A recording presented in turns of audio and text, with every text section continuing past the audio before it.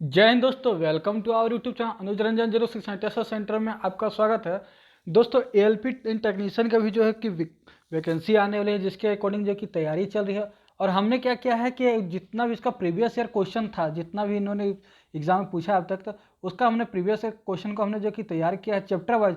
ये जो आप क्लास देखेंगे इसमें जो है कि आपको चैप्टर वाइज जो है कि आपको पूरा क्लास देखने को मिलेगी। हमने जैसा कि आपको थंबनेल में भी दिखाया कि चैप्टर वाइज है।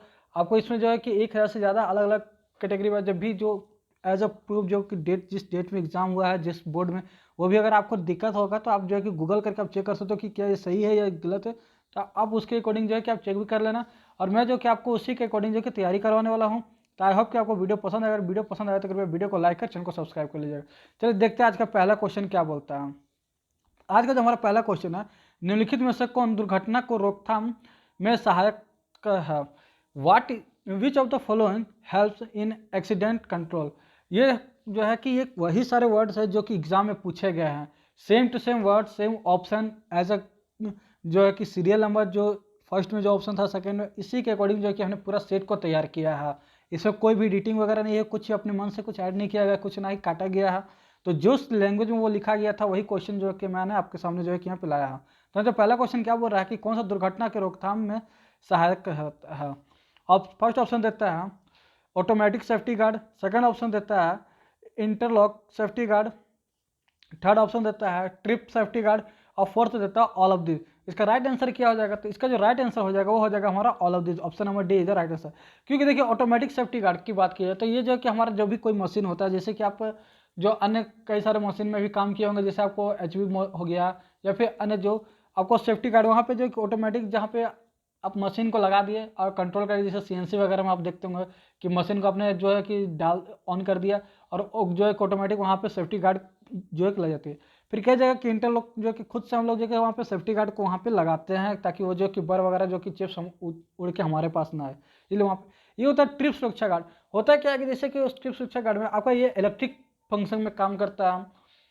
क्योंकि अगर मान लें मशीन पर ओवरलोड पड़ता है तो उस समय जो है कि उसका जो कि ट्रिप करके मशीन में फायर ना हो, हमें जो कि इलेक्ट्रिक शॉर्ट ना लगे, इसकी वजह से वहाँ पे जो कि ट्रिप सेफ्टी गार्ड होता है। क्योंकि एक लिमिट के बाद अगर पावर ज़्यादा जनरेट हो रही है वहाँ पे, तो उसके जगह जो है कि ट्रिप हो जाए। जैसे कि आप अपने घर में भी जो आप इलेक्ट्रिक काम करते हैं तो वहाँ पे एमसीबी जो है कि लगाते हो या फिर किटकैट लगाते हो, तो वहाँ पे उसका भी यही काम होता है, ट्रिप के थ्रू जो है कि आपका जो है कि वो घर को सुरक्षित करता है। तो इसलिए इसका जो राइट आंसर हो जाएगा वो हो जाएगा हमारा option number D is the right answer हो जाएगा।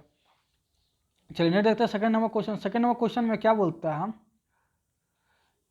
यदि दक्षतापूर्व प्रक्रिया द्वारा किसी उत्पाद को पर्यावरणीय रूप से निरोधक बनाया जाए तो निम्न में से कौन सा सही है? Which of the following is try in if environmentally sound produce are made through effecting process.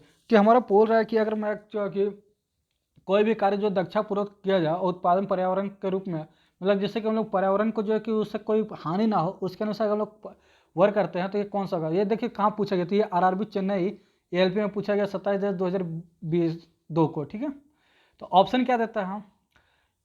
First option बोलता है यह तब तक लाभदायक नहीं है जब तक इसका पुनर्चक्रण पदार्थ की कीमत ना हो। मतलब कि ये कि बोल रहा है कि तब तक ये जो प्रॉफिटेबल नहीं है, मतलब लाभदायक नहीं है, जब तक उसका रिसाइकलिंग हम लोग ना करें।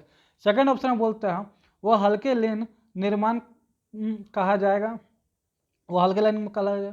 थर्ड ऑप्शन बोलता है फिर भी वह लाभदायक हो सकता है।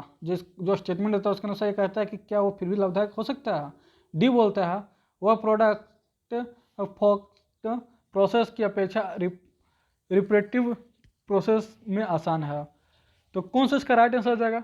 इसका जो राइट आंसर है वो हो जाएगा फिर से वो लाभदायक हो सकता है। ठीक है, ऑप्शन नंबर सी इधर राइट आंसर हो जाएगी। ये जो कि यही वो सारे वर्ड है जो कि एग्जाम में लिखे गए थे, जो कि आप जैसे भी देखते हो कि निमी पैटर्न में भी अगर आप देखते हो क्वेश्चन पढ़ते हो तो काफ़ी शुद्ध हिंदी में, तो वही चीज़ को जो है कि यहाँ पे एग्जाम में उन्होंने पूछा तो उसी को मैंने लाया। ये देखो ये क्वेश्चन जो कोई वाइजैक स्टील में भी पूछा 2015 में, और सेम जो कि आरआरबी रांची में आपका 2003 में पूछा था ये क्वेश्चन।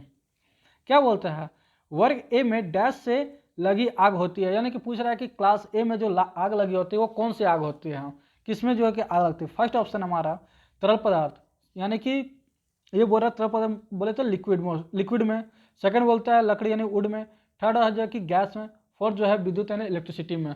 तो किसमें जब क्लास ए फायर जो किसके अंतर्गत आता है, तो वो आता है हमारा वुड, पेपर एंड लेदर वगैरह जो होता है हमारा, यानी ऑप्शन नंबर बी इधर राइट आंसर हो जाएगी। ठीक है, क्लास ए फायर की बात किया तो क्लास फायर हमने जो कि पिछले जो वीडियो हमने जो किया है कैसा है, तो उसमें हमने बहुत ही अच्छे से इसको समझाया। ये 4 प्रकार की फायर होती है हमारा, class A, class B, class C and class D. Class A में हमारा क्या होता है, तो लकड़ी पेपर में जो हमारे आग लगता है उसको हम लोग क्लास ए फायर बोलते हैं। क्लास बी में क्या होता है, तो लिक्विड में जो हमारे जो है कि पेट्रोल, डीजल, केरोसिन में जो हमारी आग लगती है उसे हम लोग क्लास बी फायर के अंतर्गत रखते हैं। ग्रीस में ही जो आग लगती है वो भी क्लास बी फायर है। सी जो होता है हमारा क्लासिक जो वो गैस के अंदर, एंड डी जो है कि हमारा ये इलेक्ट्रिसिटी के अंदर जो है कि हमारा जो फायर होती है वो हमारा क्लास डी फायर के अंतर्गत आती है। इसे बुझाने के लिए क्या किसका इस्तेमाल करते हैं वो भी हम लोग जो है क्वेश्चन में आगे जैसे जैसे बढ़ते जाएंगे उससे हम लोग को दिखते जाएगा, हम लोग जो उसके बारे में डिस्कस अभी अच्छे से कर सकेंगे। चलिए देखते हैं फोर्थ नंबर क्वेश्चन में क्या बोलता है, निम्न में से कौन सा कारण दुर्घटना का कारण नहीं है। कौन सा इसमें से कौन सा एक रीजन है जो कि दुर्घटना नहीं होगा, उससे जो हम लोग सेफ रहेंगे। फर्स्ट ऑप्शन बोलता है खतरे के प्रति असावधानी, सेकंड बोलता है लापरवाही, थर्ड बोलता है सुरक्षा का सदा प्रयोग, जो कि वहाँ पे भी लिखा हुआ है आदर प्रयोग। ठीक है, इसीलिए यहाँ पे हमने भी मेंशन किया आदर प्रयोग जैसे शब्द का, जिसका कि मीनिंग है समझे तो क्या, तो सुरक्षा का सदा प्रयोग। अगर सुरक्षा का सदा प्रयोग करेगा तो हम लोग को दुर्घटना का जो है वो कारण नहीं है। ये इसका जो राइट आंसर हो जाएगा, ये हो जाएगा हमारा option number C is the right answer हो जाएगी। ठीक है, ये कहाँ पूछा गया था, आपको देख रहा है आरबी चंडीगढ़ एंड एएलपी में जो है कि आपका क्वेश्चन ये वाला एग्जाम में पूछा गया है। चलिए नेक्स्ट देखते हैं 5 नंबर क्वेश्चन में क्या बोलता है। अगर देखिए ये जो हमारा व्हाट्सअप नंबर है ये क्या है कि अगर आप लोगों को ये सेट अगर परचेस करना है तो आप लोग इस व्हाट्सअप नंबर पर कॉन्टेक्ट करके जो है कि आप लोग सेट परचेस कर सकते हैं। आपको एएलपी का सिर्फ अगर लेना है तो एएलपी के लिए भी है जैसो कि ये तैयार किया है। और अगर आपको मिक्स लेना है मतलब सबका जिसमें कि आपका डीआरडीओ हो गया, एएलपी हो गया, फिर से आपका सेल हो गया, इसरो हो गया, ये सबका भी एक मिक्स जो है कि अगर वो उसका भी क्वेश्चन बैंक लेना चाहते हैं तो वो हमारे पास उपलब्ध है। तो आप लोग जो है कि एक व्हाट्सअप नंबर पर कॉन्टेक्ट कीजिएगा और वो जो कि मैं आप लोगों को दे दूंगा। ठीक है, चलिए देखते हैं 5th नंबर क्वेश्चन में क्या बोलता है, ड्राई पाउडर वाले अग्निशामक कहाँ प्रयोग होते हैं। शुष्क रसायन वाले या पूछ रहा है, यानी कि शुष्क केमिकल, ड्राई केमिकल वाले जो अग्निशामक है फायर एक्सटिंग्विशर है वो कहाँ पे प्रयोग होते हैं। ये कहाँ पूछा गया तो हमारा जो है कि गोरखपुर में पूछा गया है 12/10/2003 को। ठीक है, तो इसका जो राइट ऑप्शन क्या बोलता है, फर्स्ट है ऑप्शन विद्युत आग यानी इलेक्ट्रिसिटी फायर में, सेकंड है तेलीय आग यानी कि जो लिक्विड होता है हमारा लिक्विड फायर में, थर्ड है हमारा लकड़ी यानी कि जो सॉलिड फायर सॉलिड आता है क्लास 1 फायर के अंतर्गत आता है, या फिर ऑप्शन नंबर डी बोल रहा है नॉन ऑफ दी। तो हम लोग जो कि शुष्क यानी कि जो ड्राई केमिकल इस्तेमाल करते हैं वो हम लोग कहाँ पे इस्तेमाल करते हैं, तो हम लोग इलेक्ट्रिक फायर में इस्तेमाल करते हैं ना। Option number A is the right answer हो जाएगी। चलिए नेक्स्ट देखते हैं, नेक्स्ट क्वेश्चन क्या बोलता है, class B fire sorry question number 6 में क्या बोलता है, क्लास बी आग को नियंत्रित करने के लिए किस अग्निशामक का उपयोग किया जाता है। हाँ, तो क्लास बी को नियंत्रित करने के लिए क्लास बी फायर को अगर हम लोग जो है कि कंट्रोल करना चाहते हैं तो उसके लिए हम लोग किसका इस्तेमाल करते हैं। क्लास यहाँ पे हो गया था हमारा जो कि शुष्क ड्राई का बात करें तो ये हो गया था विद्युत आग, यानी कि ये किस में आता है, तो ये हमारा क्लास डी फायर के अंतर्गत आता है। अब हमारा पूछ रहा है कि क्लास बी फायर के अंतर्गत कौन सा आती है, तो क्लास बी फायर की अगर हम लोग बात की जाए, ऑप्शन है पानी, कार्बन टेट्राक्लोराइड यानी कि CTC, सेकेंड ऑफ फिर जो है कि लकड़ी का बुरादा यानी डाल के, या फिर CO2। तो एक चीज़ जान लो कि ये लकड़ी का बुरादा जो एक ऑप्शन दिया है ये सिर्फ आपको बोलना है, क्योंकि लकड़ी का बुरादा डाल के आप कहीं भी जो है कि आग को आप रोक नहीं सकते हो, और नहीं तो ये आग का अच्छा सुचालक है। इसमें जो हम लोग काम ये लकड़ी का बुरादा हम लोग इस्तेमाल कहाँ करते हैं ये जान लो। क्लास बी फायर में जो होता है, क्लास बी यानी हम लोग क्या होता है गैस सॉरी लिक्विड यानी कि तेलीय पदार्थ में जब हमारा कहीं भी फर्श पर अगर तेल जो कि फैल जाता है, गिरने से हो जो कि तेल जो कि फैल जाता है, तो उस को जो है कि एक जगह इकट्ठा उठाने में तो आसानी होती नहीं है, तो इसलिए हम लोग क्या करते हैं कि वहाँ पे लकड़ी का बुरादा उसको छीट देते हैं और उसके बाद जो है कि उसको अच्छे से क्लीन कर देते हैं, इसलिए वहाँ पे जो है कि लकड़ी का बुरादा इस्तेमाल किया जाता है। ठीक है, तो क्लास बी में लकड़ी का बुरादा से जो है कि उस तेल को फैलने से रोकने के लिए लकड़ी का बुरादा इस्तेमाल करते हैं हम। अब ये पूछ रहा है कि अग्निशामक का उपयोग है, तो इसमें फर्स्ट वैसा कौन सा है, क्या पानी है, कार्बन टेट्राक्लोराइड है, कार्बन डाइऑक्साइड है। तो इसका राइट आंसर क्या हो जाएगा, इसका जो राइट आंसर होगा वो हमारा हो जाएगा CO2 यानी कि कार्बन डाइऑक्साइड, इसका जो है कि राइट आंसर हो जाएगा क्लास बी फायर के को बुझाने के लिए। ठीक है, चलिए नेक्स्ट देखते हैं 7वां क्वेश्चन में क्या बोलता है, हाँ, निम्नलिखित में से कौन सा हैंड फाइल का हिस्सा नहीं है। ठीक है, ये बोल रहा है कि कौन सा मतलब हैंड फाइल का हिस्सा नहीं है, ये कहाँ पूछा गया? 12 CB2 जो है कि 8/2/2019 को पूछा गया है। तो कौन सा जो है कि हमारा फाइल का हिस्सा नहीं है? क्या ऑप्शन है? हील, कर्व, टैंग या बेली। तो कौन सा हमारा जो कि फाइल का हिस्सा नहीं है? तो वो हमारा हो जाता है कर्व। कर्व जो कि हमारा फाइल का कोई भी हिस्सा नहीं होता है। हमारा फाइल किस टाइप से होता है? कुछ इस टाइप से जो कि हमारा फाइल का ये होता है बॉडी, यहाँ पे हमारा हैंडल लगा होता है, इस वाला भाग को जो यहाँ पे ऐसे होता है, ये उसको हम लोग शोल्डर बोलते हैं, यहाँ पे टिप बोलते हैं, ये फेस बोलते हैं। तो यहाँ पे जो हैंडल के ऊपर, लकड़ी के हैंडल के ऊपर जो लगा होता है लोहा का, उसको हम लोग फेरूल बोलते हैं। हालांकि कर्व जो है कि किसी भी स्थान पे नहीं होता, इसलिए इसका जो राइट आंसर हो जाएगा वो जाएगा हमारा curve is the right answer हो जाएगा। ठीक है, चलिए देखते 8 नंबर क्वेश्चन में क्या बोलता है? निम्नलिखित में से कौन सा सामान्य फास्टनर का प्रकार नहीं है? देखिए, अब तक हम लोग फास्टनर को क्या जानते थे कि हम लोग जो भी दो पार्ट्स को जोड़ने की क्रिया, जो दो पार्ट्स को जोड़ने के लिए जो हम लोग इस्तेमाल करते थे, वहाँ पे हम लोग फास्टनर का इस्तेमाल करते थे। फास्टनर भी हमारा कैसा होता था? टेम्पोररी फास्टनर, परमानेंट फास्टनर, या फिर जो है कि टेम्पोररी होता था, परमानेंट होता था, और एक जो है कि, ठीक है। तो और यहाँ पे क्या क्वेश्चन पूछा है कि निम्नलिखित में कौन सा सामान्य फास्टनर का प्रकार नहीं होता? अकॉर्डिंग टू ऑप्शन जो है कि यहाँ पे इसको आपको जो कि आंसर लगानी पड़ेगी। ठीक है, तो ऑप्शन क्या बोलता है? ड्रिल, रीमर, टैप या स्क्रैपर। इसका राइट आंसर क्या हो जाएगा? तो इसका जो राइट आंसर हो जाएगा वो हो जाएगा हमारा स्क्रैपर। क्यों? क्योंकि ड्रिल हमारा मशीनिंग क्रिया है जो कि होल करती है। फिर रीमर क्या है? तो रीमर भी हमारी मशीनिंग क्रिया है जो कि होल को इलार्ज करती है, बड़ा करती है, प्लस जो है कि फिनिशिंग देती है। टेप क्या करती है? तो हॉल में हमारा जो है कि दांतें काटने की, थ्रेड काटने की काम करती है। पर स्क्रैपर क्या है? तो हमारा जो कि किसी भी सतह को प्लेन करने के लिए, जो कि स्क्रैप करने के लिए हम लोग का जो कि स्क्रैपर का इस्तेमाल करते हैं। ठीक है, और ये तीनों जो है कि हम लोग हालांकि मशीन के थ्रू भी कर सकते हैं। इसको जो है कि मशीन और हैंड दोनों के थ्रू जो करते हैं, टेप जो कि हाथ से भी इस्तेमाल करते हैं और मशीन से भी। तो इस अकॉर्डिंग जो कि ऑड एंड इवन का भी यहाँ पे फॉर्मूला लगा के जो है कि इस क्वेश्चन को बनाया जाता है। ये आंसर वही मैंने बताया है जो कि एग्जाम में का जो आंसर की आती है, तो उसमें जो आंसर यही इसी को माना गया है, स्क्रैपर। ठीक है, उसके अनुसार जो है कि हम लोग, मैं इसको जो डिस्कस कर रहा हूँ। तो नेक्स्ट 9th नंबर क्वेश्चन देखते हैं। 9th नंबर क्वेश्चन में क्या बोलता है? सेंटर पंच बनाने में निम्नलिखित में से किस सामग्री का उपयोग किया जाता है? तो सेंटर पंच बनाने के लिए हम लोग किस मेटेरियल का इस्तेमाल करते हैं? ऑप्शन है कॉपर, ढलवा लोहा यानी कि कास्ट आयरन, फिर zinc and high carbon steel, HCS मतलब बोले तो हाई कार्बन स्टील। किसका जो है कि हम लोग सेंटर बनाते हैं? तो इसका जो राइट आंसर हो जाएगा वो हो जाएगा हमारा हाई कार्बन स्टील। क्योंकि ढलवा लोहा का तो हम लोग बना नहीं सकते। ढलवा लोहा का हम लोग क्या बनाते हैं? तो मशीन बेड जो है कि हम लोग ढलवा लोहा का बनाते हैं, कास्ट आयरन का। वहीं जिंक जो है कि लोहे को गलाने के लिए हम लोग इस्तेमाल करते हैं जिंक का। कॉपर जो है कि काफ़ी सॉफ्ट है, ये जो कि इलेक्ट्रिक वर्क में जो कि हम लोग काफ़ी इसका इस्तेमाल करते हैं, कॉपर का इलेक्ट्रिक वर्क में, प्लस जो कि बुश वगैरह बनाने के लिए जो कि हम लोग कॉपर इस्तेमाल करते हैं। यहाँ पे कॉपर प्लस कॉपर का हो गया आपका, फिर पीतल का जो हो गया, वहाँ पे हम लोग जो कि बुश वगैरह बनाने में इस्तेमाल करते हैं हम। तो इसका जो राइट आंसर हो जाएगा वो हो जाएगा हमारा high carbon steel is the right answer जाएगा। ठीक है, कब पूछा था? तो 2019 में पूछा था। आप लोग जो कि इस डेट को भी आप लोग अच्छा से नोटिस कीजिएगा। मैं बार बार जो कि नहीं बोलूँगा क्योंकि बोलने से ज़्यादा वीडियो लंबा हो जाता है, जो कि आपको फिर प्रॉब्लम भी लगती है, टाइम ज़्यादा जाता है। Next question number 10 number question में क्या बोलता है?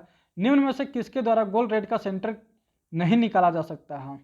हमारा एक बोल रहा है कि एक गोल सा रॉड है और इसमें हमारा जो कि एक सेंटर निकालना है, तो किसके थ्रू जो कि नहीं निकाल सकता? ऑप्शन बोलता है divider, oddleg caliper, vernier height gauge या फिर कॉम्बिनेशन सेट का सेंटर हेड।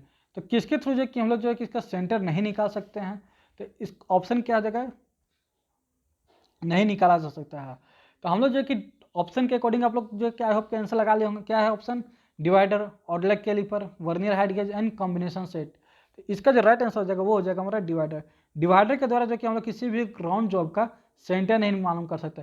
तो ये राउंड बना सकते हैं, पर जो कि अगर मान लीजिए कोई भी खोखला राउंड जॉब है, कोई पाइप ही हो गया, उसका हम लोग को अगर सेंटर निकालना है तो वो नहीं निकाल सकते, क्योंकि अगर सेंटर निकालने के लिए हम लोग की स्टेप से जो कि साइड साइड से लाइन लगानी पड़ती है, तो इसमें जो है कि पॉसिबल नहीं होता है।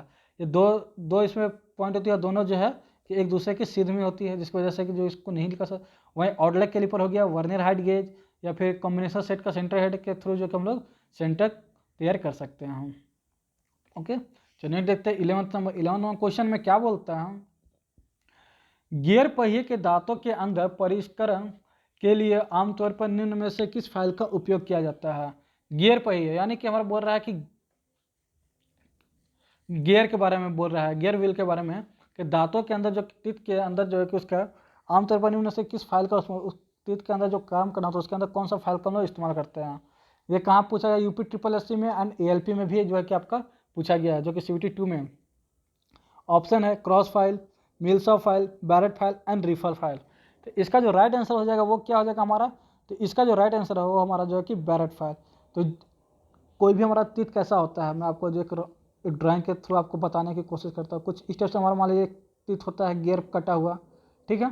तो यहाँ पे जो वर्क करना होता है, इसके अंदर जो हमारा फाइलिंग करना होता है, तो वो हम लोग किसके थ्रू करते हैं, यहाँ पे फाइलिंग करना है, तो वो उसी के बारे में हम लोग को पूछ रहा है। तो यहाँ पे हम लोग जो कि थ्रेड के अंदर जो फाइलिंग करना होता है वो हम लोग बैरेट फाइल के थ्रू जो कि हम लोग वो फाइलिंग वर्क करते हैं। ओके, चलिए इसका राइट आंसर क्या हो जाएगा, ऑप्शन नंबर सी इधर राइट आंसर हो जाएगी। 12 नंबर क्वेश्चन में क्या बोलता है, फ्लावरिंग या क्रॉस फ्लास्टिंग के लिए डैश किस स्क्रैपर का इस्तेमाल किया जाता है। फ्लावरिंग बोल रहा है, ठीक है। फ्लावरिंग या फ्लास्टिंग के लिए किस स्क्रैपर का इस्तेमाल किया जाता है। कहाँ पूछा गया, तो LP जो है कि LP में पूछा गया 2019 को। ट्रेंगुलर फाइल का, फ्लैट फाइल का, बुलनज का या फिर हुक का। तो यहाँ पे हम लोग किसका इस्तेमाल करते हैं फ्लरिंग या फास्टिंग के लिए, तो यहाँ पे हम लोग जो है कि हुक का इस्तेमाल करते हैं। ओके, ऑप्शन नंबर डी इधर राइट आंसर हो जाएगी इसका। चलिए इसका राइट आंसर क्या जाएगा, ऑप्शन नंबर डी इधर राइट आंसर हो जाएगा। चलिए नेक्स्ट क्वेश्चन देखते हैं, क्वेश्चन नंबर 13 नंबर क्वेश्चन में क्या बोलता है, चिन्ह मार्किंग के दौरान संदर्भ सतह निम्नलिखित में से किसके द्वारा प्रदान किया जाता है। ये संदर्भ सतह यानी कि हमारा जो कि मार्किंग करना है किसी भी जॉब का, अगर हमारे मान लीजिए इसकी एक जॉब है तो इसका अगर हमें मार्किंग करना है तो इसके लिए पूछा संदर्भ यानी कि बेस लाइन जो है कि हम लोग बेस लाइन हम लोग कहाँ से लेंगे। तो ये जो है कि हम लोग बेस लाइन कहाँ से लेते हैं, तो किसी भी हम लोग जब भी जॉब की अगर मार्किंग कर रहे होते हैं तो उसका बेस लाइन हम लोग जो है कि जिसके ऊपर रखते हैं, यानी कि मार्किंग टेबल के ऊपर हम लोग जॉब रख के किसी भी जॉब के अंदर मार्किंग कर रहे होते हैं, तो यहीं से हम लोग जो है कि इसको जीरो लाइन मानते हैं, जीरो लाइन मान के हम लोग काम करते हैं। तो इसका राइट आंसर क्या हो जाएगा, ऑप्शन देख लेते हैं।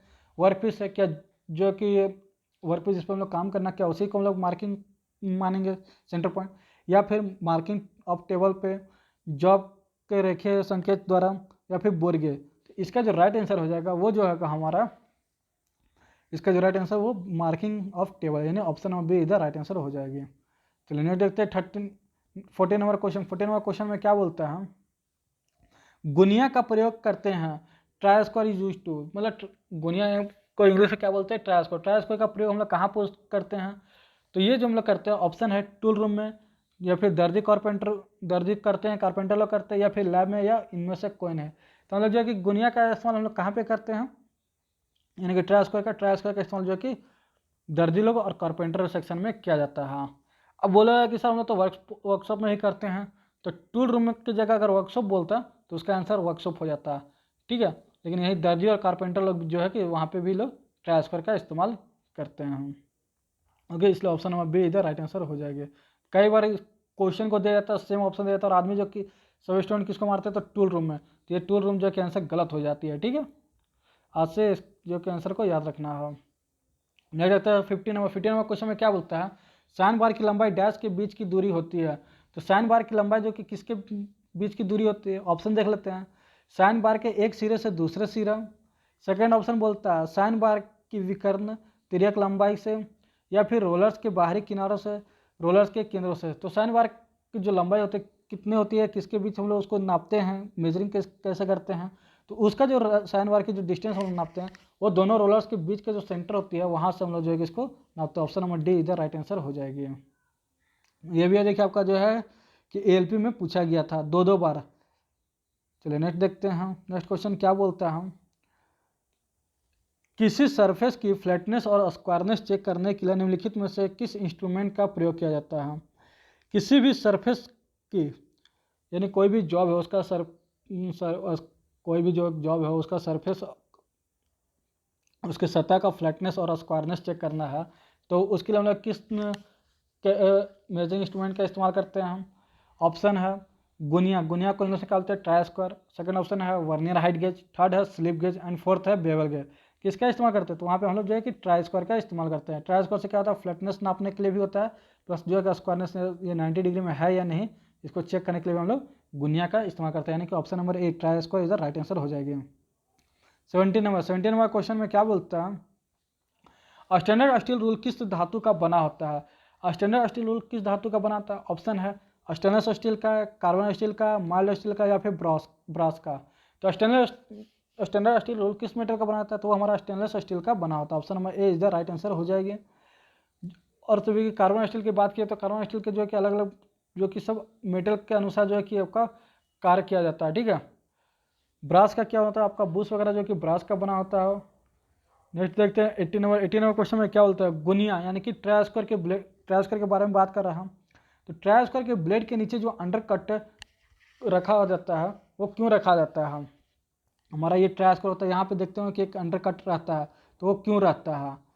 तो इसका जो राइट आंसर हो जाएगा ऑप्शन क्या है, सुंदरता के लिए, क्या वो अच्छा दिखे, सुंदर दिखे उसके लिए, या फिर सही माप के लिए ताकि नापने में आसान सही मेजरिंग आए, या फिर जॉब के कॉर्नर में जो को स्थान देने के लिए, जॉब का जो कॉर्नर होता है, मान लीजिए वो जो वर्क पीस है इसका जो एक कॉर्नर हो गया, यहाँ पे आप जो कॉर्नर हो गया इसको स्थान देने के लिए, या फिर इनमें से कोई नहीं। इसका राइट आंसर क्या हो जाएगा, तो जॉब के कॉर्नर को स्थान देने के लिए इसका जो है कि right answer option number C इधर राइट आंसर हो जाएगा। ये जो कि आपका फिटर, टर्नर, मशीन या फिर अन्य ट्रेड है उन लोगों के लिए भी जो है कि काफ़ी हेल्पफुल ये वीडियो होने वाली है। तो नेक्स्ट देखते हैं 19 नंबर क्वेश्चन में क्या बोलते हैं, कैलिपर निम्न धातु के बने होते हैं। ये जो है कि आपका कहाँ पूछा गया था, चेन्नई बोर्ड में जो कि आपको 2004 में ये क्वेश्चन पूछा गया था। कैलिपर किस धातु के बने होते हैं, ऑप्शन है टूल स्टील की, कार्बन स्टील की, एमएसएन की माइल्ड स्टील या फिर ब्रॉस की। तो कैलिपर किसका बनाता है, तो जो भी हमारा कैलिपर बनाता है वो हमारा जो है कि कार्बन स्टील का बनाता है। ऑप्शन नंबर बी इधर राइट आंसर हो जाएगी, ठीक है। तो नेक्स्ट देखते हैं 20 नंबर क्वेश्चन में क्या बोलता है, स्टील नियम की सबसे कम गिनती कितनी है। ये क्वेश्चन देखिए कितना शुद्ध हिंदी में लिखा गया है, स्टील नियम की सबसे कम गिनती कितनी है।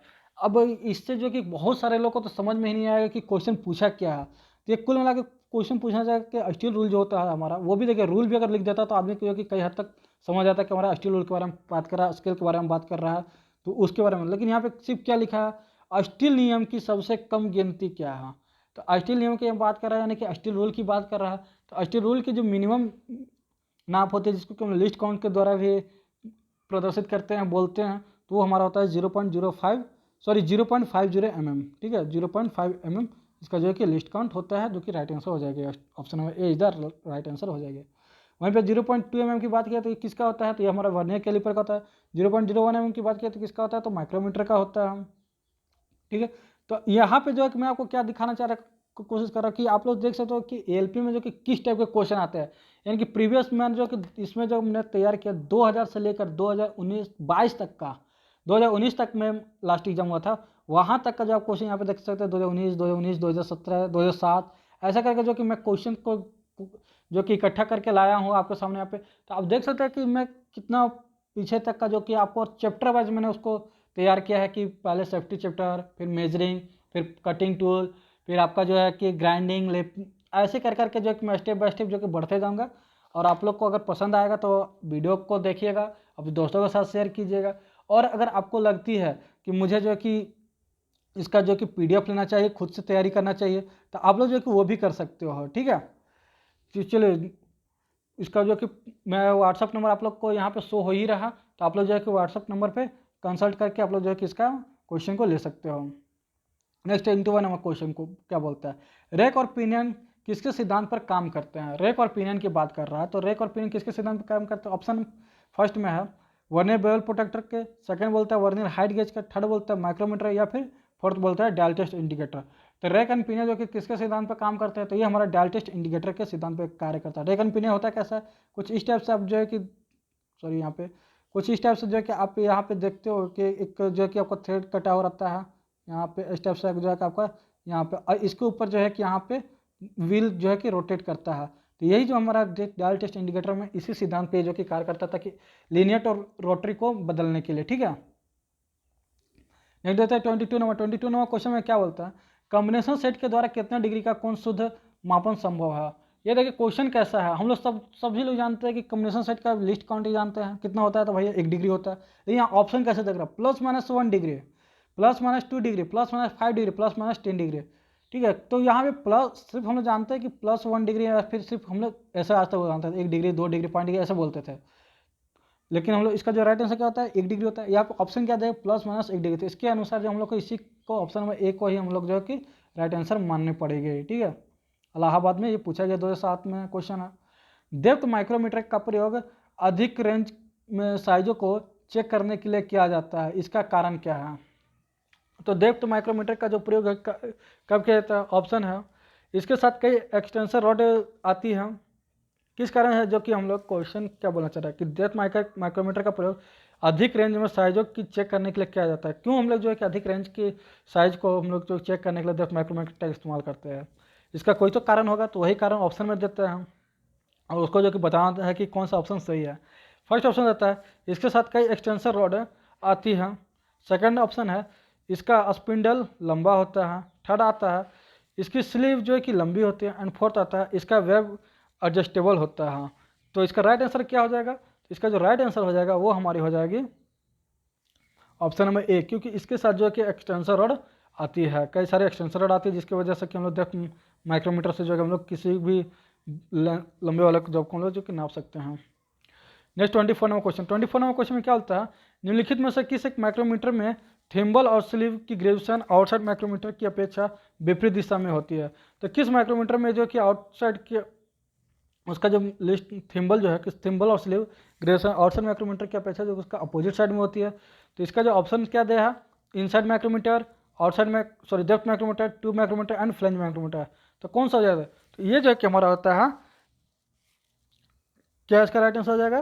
तो इसका जो राइट आंसर हो जाएगा वो हमारा हो जाएगा डेप्थ माइक्रोमीटर। ऑप्शन में बी इधर राइट आंसर हो जाएगा। क्यों? क्योंकि डेप्थ माइक्रोमीटर आप देखते हो कि यहाँ पे जो कि ये एरिया मान लो डेप्थ है, यहाँ पे आपका जो है कि उसका लॉकिंग डिवाइस वगैरह लग रहता है। तो आप जब भी इसको ये क्योंकि ये तो अंदर जाते रहता है तो इसका जो कोई ग्रेजुएशन उल्टा साइड में ही आपको देखने को मिलेगा। ठीक है, यहीं पर आपको जो कि टाइट करने को रहता है तो आपको उल्टा वहाँ पर देखने को मिलता है। 25 नंबर क्वेश्चन देखते हैं। 25 नंबर क्वेश्चन में क्या बोलता है? वर्नियर प्रोटेक्टर का वह भाग जो कोणीय सतह छूता है। कौन सा भाग है जो कि कोणीय सतह को छूता है? ये देखिए काफ़ी मोस्ट इंपॉर्टेंट क्वेश्चन है। क्यों मोस्ट मैं बोलूँगा? क्योंकि अभी आप लोगों ने जो कि डीआरडीओ का जो एग्ज़ाम दिया था 2023 में, वो भी जो है कि आपको क्वेश्चन आपको जो है कि 8 जनवरी 2023 को भी जो लोग एग्ज़ाम दिए थे 8 जनवरी को, वो मैसूर स्टेट में बैठ के वो लोग भी याद करना कि क्या ये क्वेश्चन था या नहीं था। ठीक है, तो क्या ये क्वेश्चन था या नहीं था? तो ये वही सारे क्वेश्चन है जो कि पूछा गया है। तो ये आपका डीआरडीओ में था, यहाँ पे क्वेश्चन डेट जो है कि गलत लिखा गया।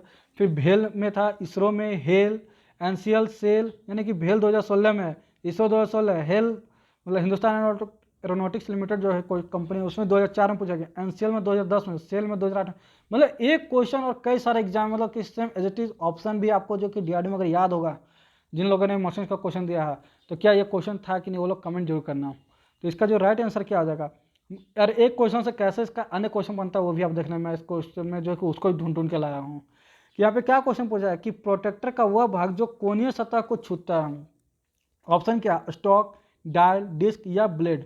तो इसका जो राइट आंसर हो जाएगा वो क्या हो जाएगा? तो वो हो जाएगा हमारा डायल। ऑप्शन में बी इधर राइट आंसर हो जाएगी। अब जो है कि इसके साथ और रिलेट करके जो क्वेश्चन तैयार होता है वो भी मैं आप लोगों को दिखाने की कोशिश करता हूँ। वो भी यहाँ पे क्वेश्चन है जो कि पूछा गया क्वेश्चन को ही मैं दिखा रहा हूँ। यहाँ पे देखिए 26 नंबर क्वेश्चन में क्या बोलता हूँ। वहाँ पे क्या था पहले आप इसे देख लो क्वेश्चन को। यहाँ पे इन्होंने क्वेश्चन क्या पूछा है? कोणीय सतह को मतलब एंगुलर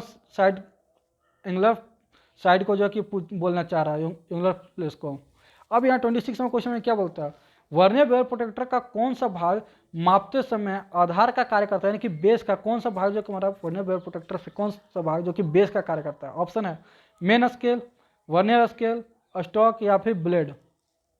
इसका राइट आंसर क्या हो जाएगा? तो इसका जो राइट आंसर हो जाएगा वो हो जाएगा हमारा स्टॉक। और एंगुलर की बात की गई थी तो उसका क्या हो जाता है? ठीक है, तो अलग अलग जैसे कि आप एक क्वेश्चन से कितने सारे क्वेश्चन बनते हैं, कितने सारे एग्जाम में पूछे जाते हैं, वो मैं यहाँ पे आपको दिखाने की कोशिश कर रहा हूँ। 27 नंबर क्वेश्चन की वहीं बात किया है। 27 नंबर क्वेश्चन में क्या पूछा? वर्नियर प्रोटेक्टर का वह भाग जो कोणीय सतह के साथ आधार का कार्य करता है। आधार की कार्य आप यहाँ पे देखो कौन सा सतह आधार का कार्य करता है, फिर वहीं पे वर्नियर प्रोटेक्टर का कौन सा भाग मापते समय आधार का कार्य, अब कौन सा भाग यहाँ कोणीय सतह के साथ आधार का काम। थोड़ा सा अगर पॉइंट को अगर नोटिस नहीं करेगा आपने तो ये क्वेश्चन तुरंत गलत हो जाएंगे।